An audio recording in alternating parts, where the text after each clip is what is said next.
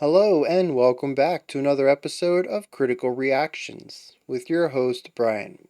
We're going to wrap up today with a special selection, which is where one of you tell me exactly what it is I need to check out.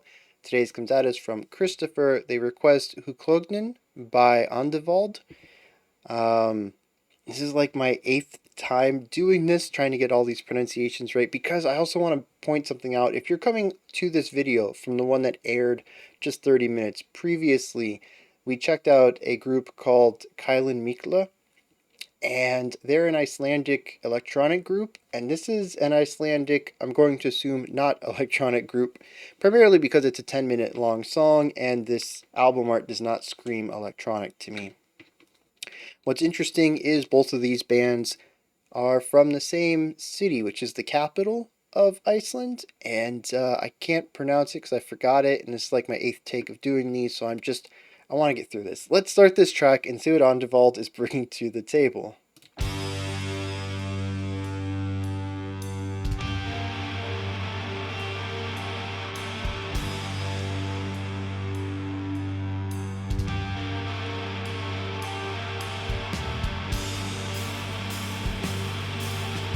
We got a nice compound time signature here, about a 3/4, I'd say.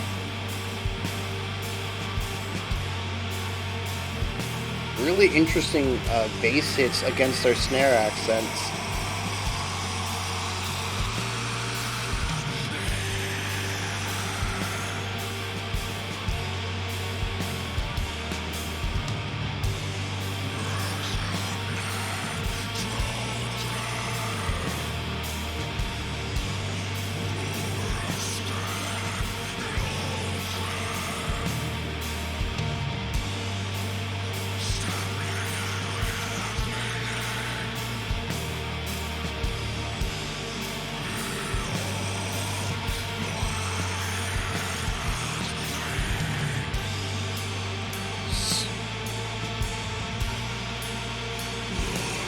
What's going on with the guitars? They sound like bees, but it's not. It sounds like there's pitch changes in there.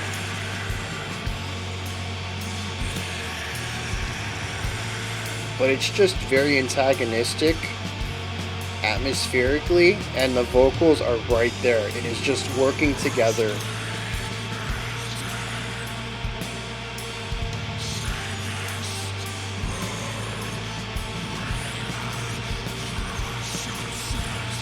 You know what's weird is the drumming kind of comes off jazzy. Especially with those really light snare hits.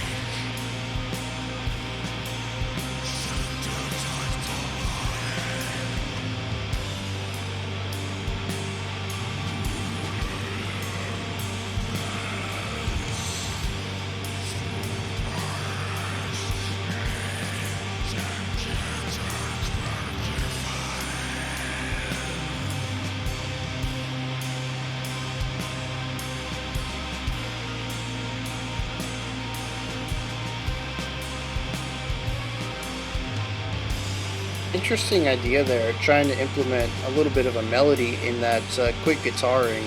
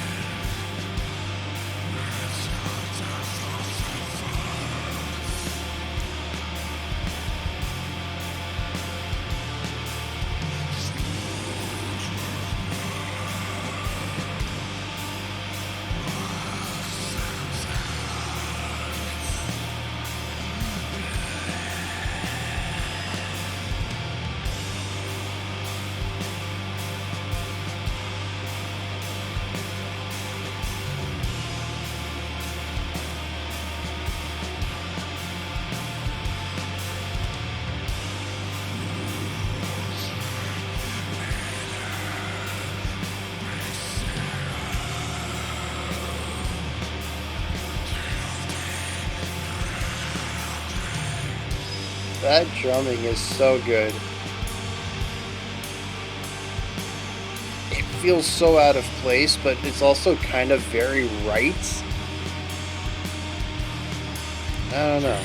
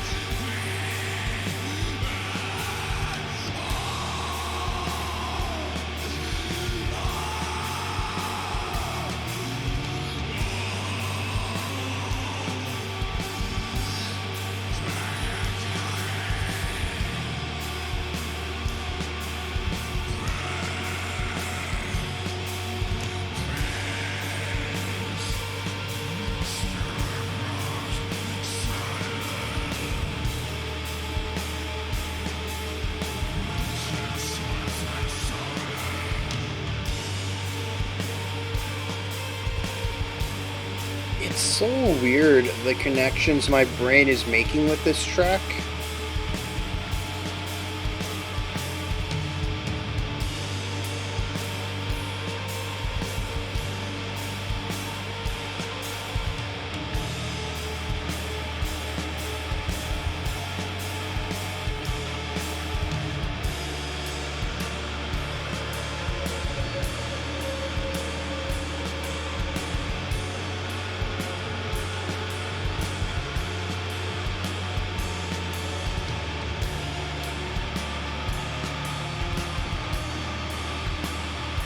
Starting to explore some more elements of dissonance here, I think.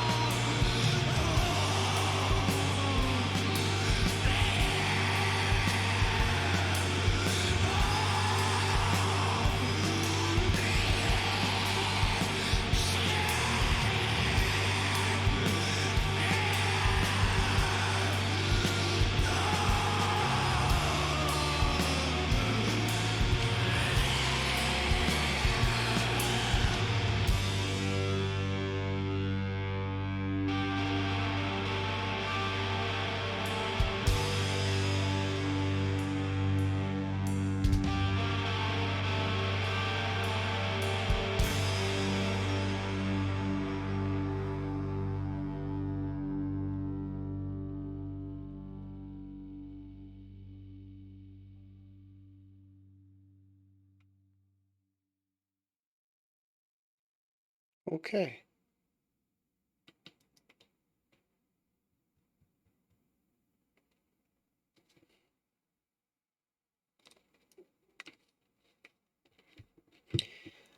I have some pop music I need to listen to before. I'm kidding. That was something though, and I will need a palate cleanse after this analysis. Here's the cool thing though. A lot of this to me feels blackened. There's the heavy use of distortion on the guitars. There's the vocal style. There's the frequent playing on the guitars.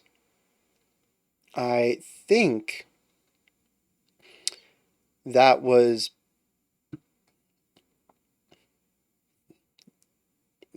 I don't know. I feel like it was triplets at one time based on what I was hearing, but it could also just have been tremolo picking. I don't even know. The distortion is so powerful. There's a lot of fuzz on this that really makes it difficult to hear anything. At the beginning, I honestly thought it was constantly moving ideas, just three notes being played in succession in all sorts of different patterns of moving up and down, not too far from a home note. But I think over time I kind of unheard that and began to hear dyads of tremolo picking on single notes for entire phrases. But I'm still not sure if they were tremolo picked or just eighth or even 16th note, depending on the tempo, which the tempo could be felt in different ways here as well. It's just, a lot of it's just very obscure, at least to my ears, obscured by the production. Um, Not necessarily what the engineer did, but how these people create their guitar tones and their vocal tones, and then, of course, how all of that is EQ'd and mixed as well. It's like trying to see someone through a fog. You can get the general outline, but good luck picking out details. And that's how I feel about this. I can hear that they're playing the guitars. I just have a tough time hearing what they're playing. And I can hear when they change pitches, which would be like our silhouette in the fog putting a hat on. I can see that they've changed their silhouette, but I still can't really see the details too much. Um, So that's what the guitars are telling me. But I do get an element of eeriness out of the atmospheres I do pick up on, the note distances that I do hear at times. Everything's just sort of eerie. And the vocals being as gnarly and distorted as they are add on to this creeping eeriness, this darkness to the atmosphere of the track.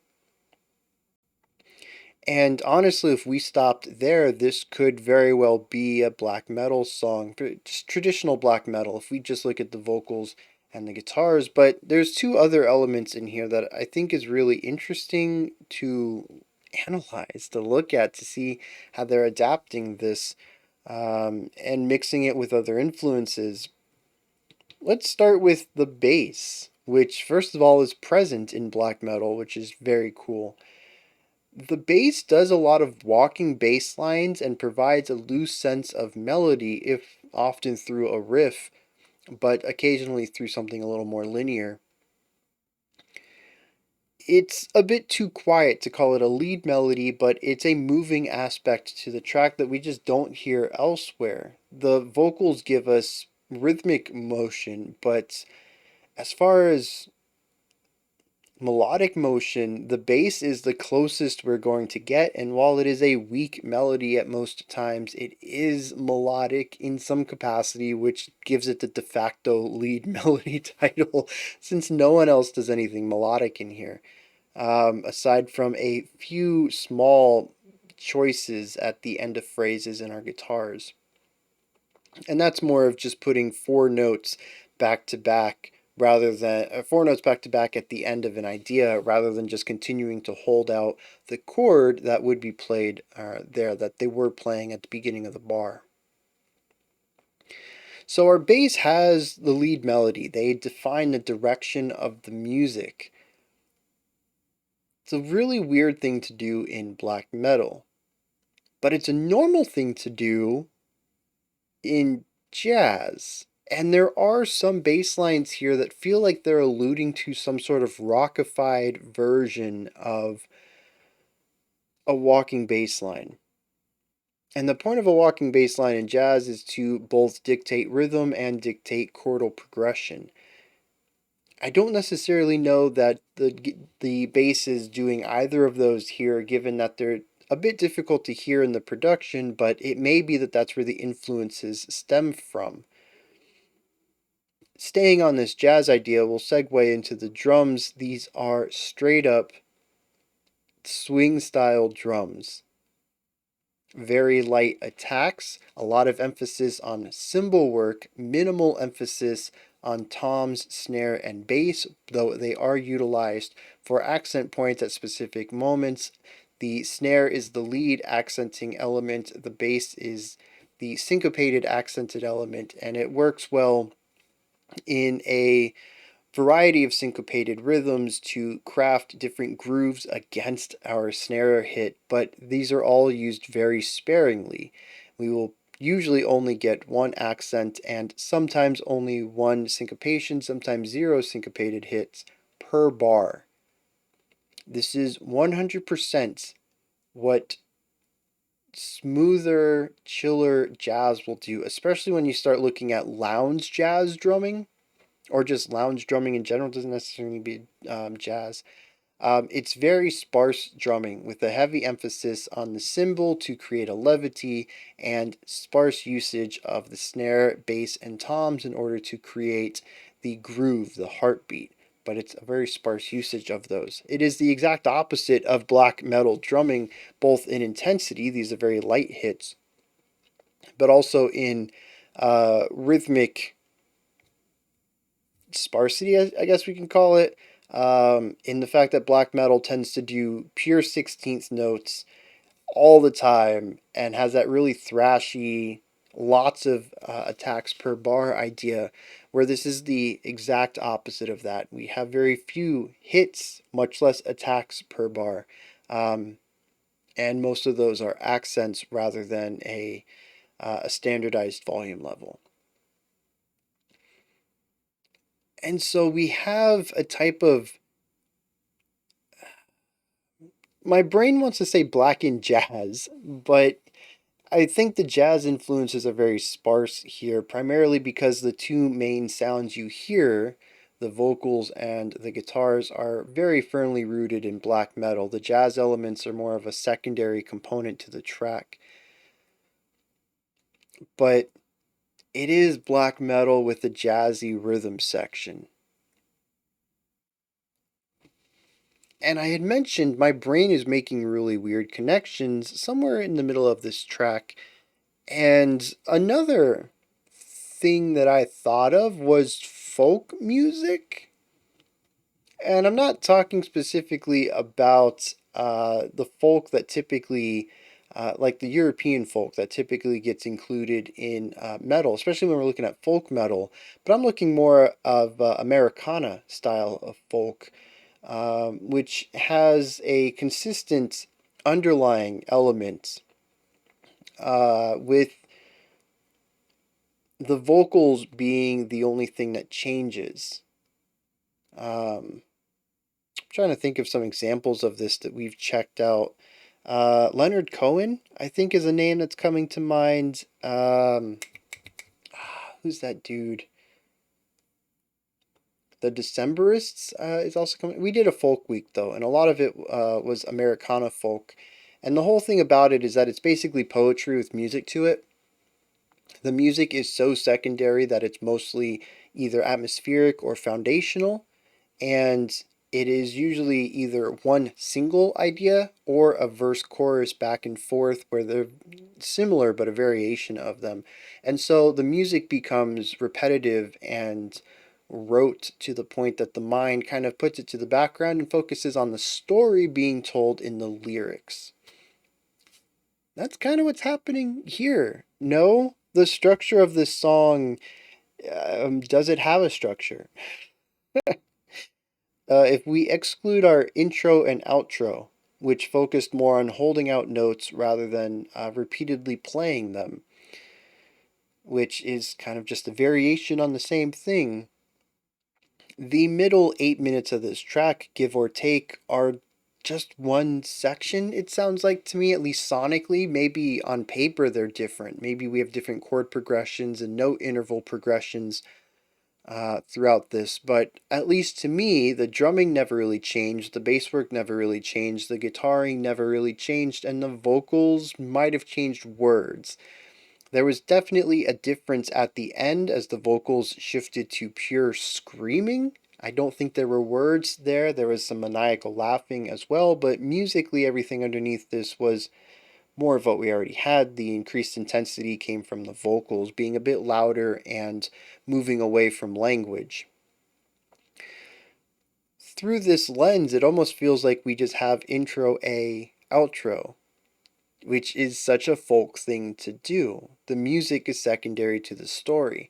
In an interesting twist, though, because of the Blackened element, the details are never quite as important as the atmosphere, so we have a song that doesn't really change, that would normally be suited for clear vocals to be put on top, but the vocals are delivered in a way that's difficult to understand them, so neither the music nor the lyrics are taking the spotlight here.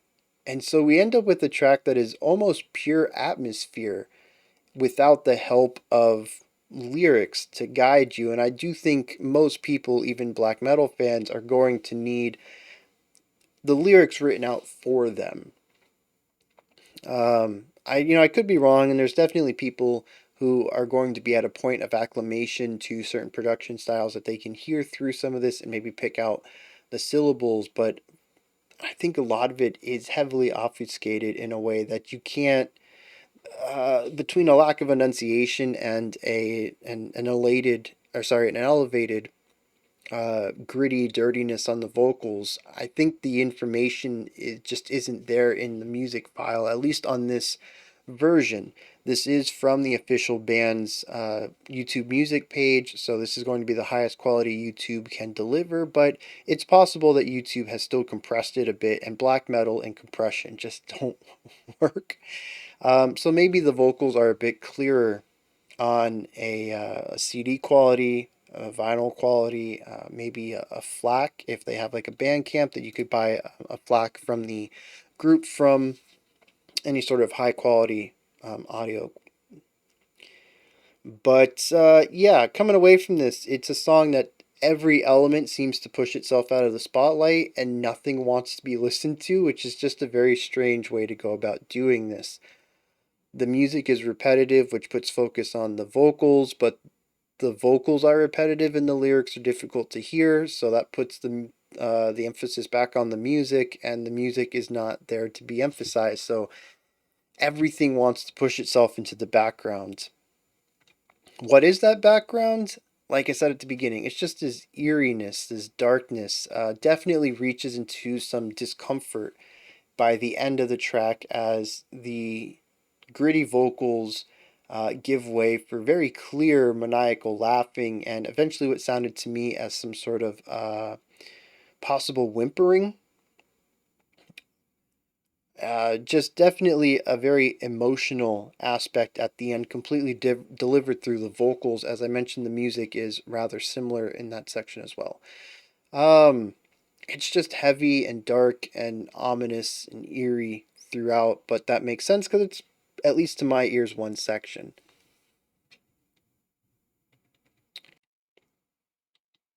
Unfortunately, I don't have a read on these lyrics at all.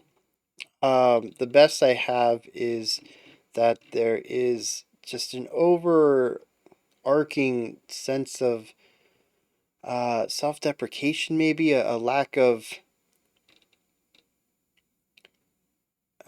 happiness with oneself is kind of what I get from some of this. Um, it starts out, it says, with forked tongues out of the lungs, I direct my world.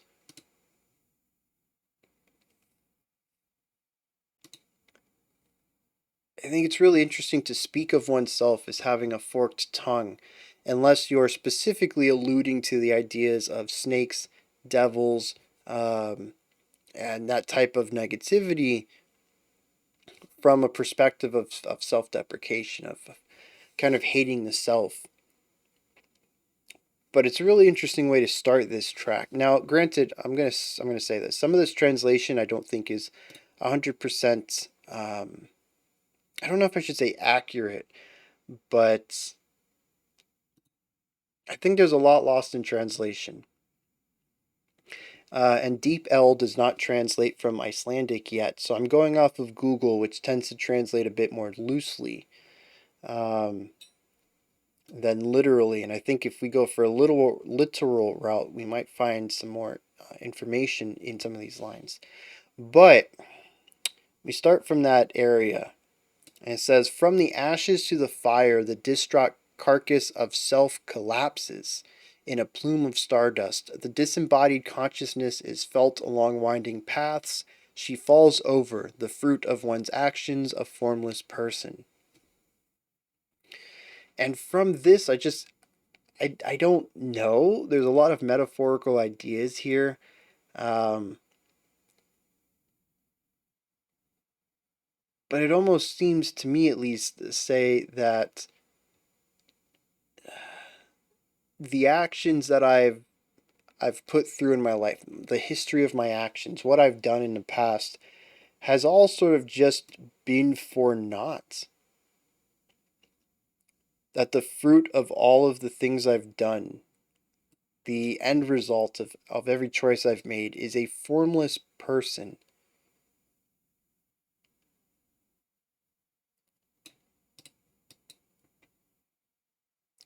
A couple stanzas later, it says, "Have it for me," or "have for mine."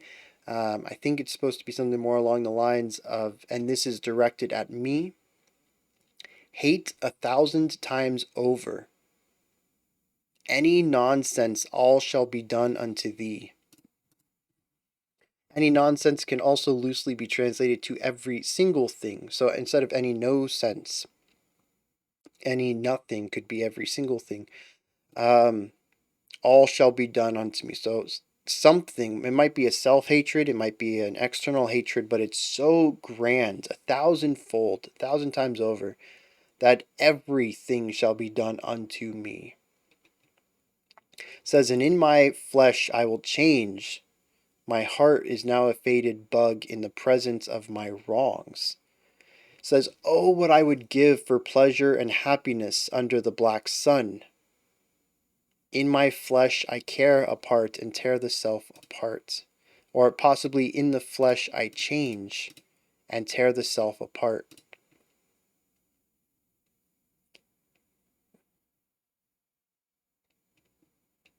I don't know. But then after these lines, I assume he starts laughing maniacally.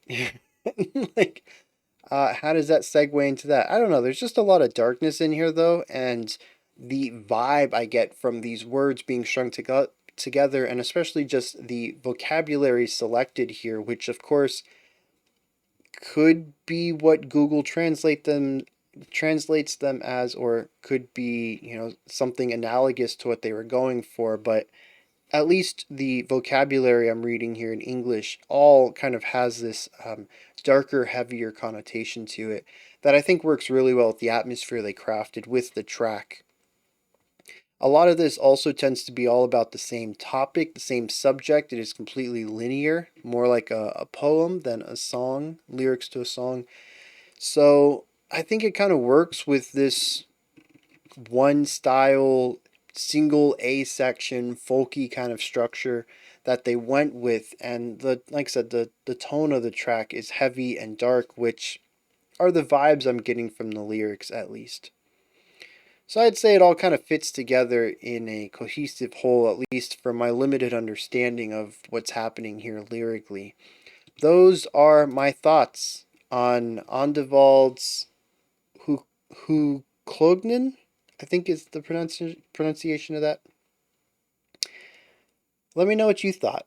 Did you enjoy it? Was there anything that stood out to you that maybe I didn't touch on or didn't get into enough depth? Maybe you have your own perspective on the track. Let me know down in the comments. Above the comments is a description box, and in there you'll find a link to Linktree. It takes you here. You can find links to my music, ways to support the channel, a link to the Discord server, and so much more. Above that, if you could, like, subscribe, and ring the bell. I greatly appreciate all three of those. Alright, that wraps it up for today. I'll be back tomorrow. We'll continue on with this week's theme and explore another special selection as we always do. That'll be at 5 p.m. Eastern Standard Time, 9 p.m. UTC as usual. Until next time, remember to be critical, not cynical, of the music you listen to, and have a fantastic morning, afternoon, or evening whenever you choose to watch my videos.